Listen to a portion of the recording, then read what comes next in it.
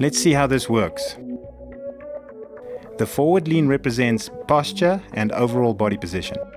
All right, arms up in position A, relax the shoulders down, look down and just take a fall forward so you get a sense of the lean. Right off, everything gets set up by that. We want to see the run tall posture that is so often spoken of, but with a slight overall forward lean.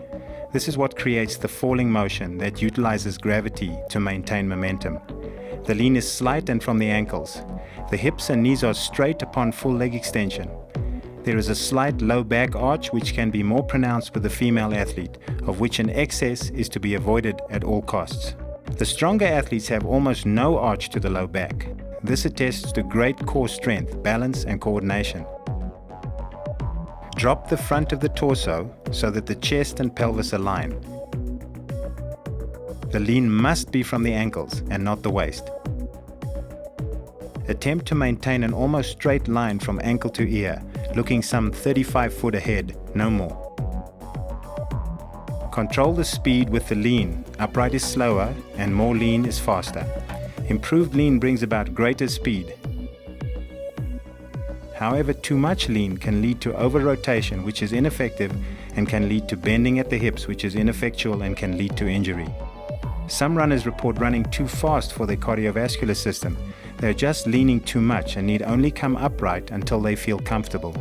However, in the late stages of a race, this is the quickest way to initiate and maintain your sprint to the finish line.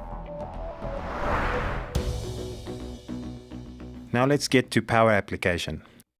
Running propulsion is largely a function of elastic return, so the way the foot is placed is a major determinant of running success.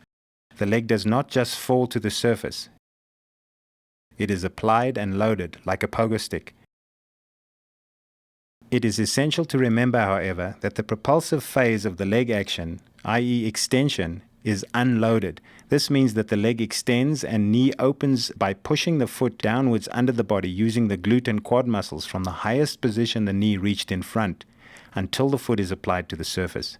There is no conscious pushing while the leg and foot is loaded.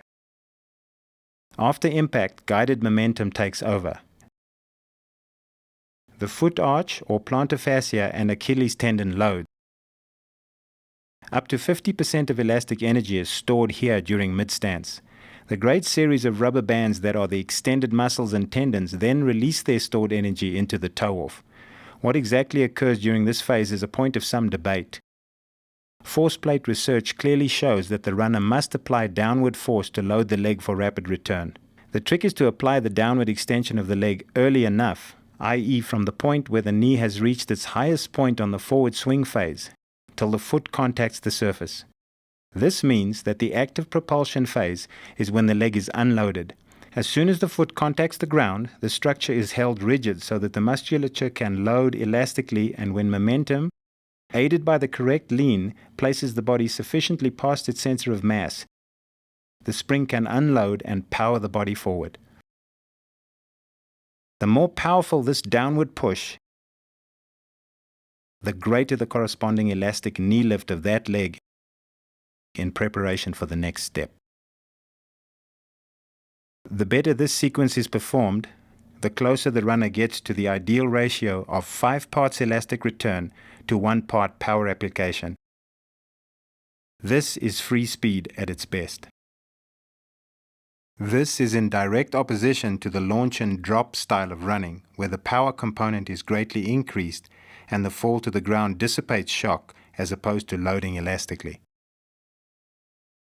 Relative to the torso, where the foot first hits the ground is very important. The triathlete must attempt to have foot contact occur as close to directly underneath the pelvis or center of mass as possible. This will ensure the least and shortest amount of braking possible.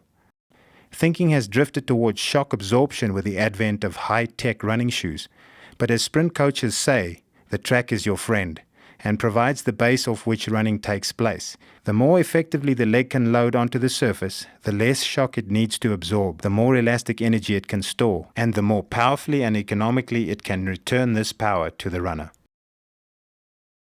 Whether the midfoot or the heel should strike the surface first is a point of great debate.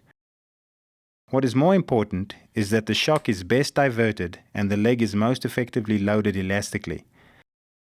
Most athletes are heel strikers, meaning the heel hits the ground first. If you are a heel striker and not in search of an Olympic berth or a professional career in the sport, it would be best to remain this way. Unless your foot strike is hurting your performance, learning to run on the forefoot can be difficult and in many cases leads to soleus and Achilles injuries. I suggest that as a heel striker, you reduce the angle between the forefoot and the heel. Have this angle be as slight as possible. Ensure that the foot is rolling like a partial wheel as soon as the heel strikes the surface. This to better load and dissipate impact.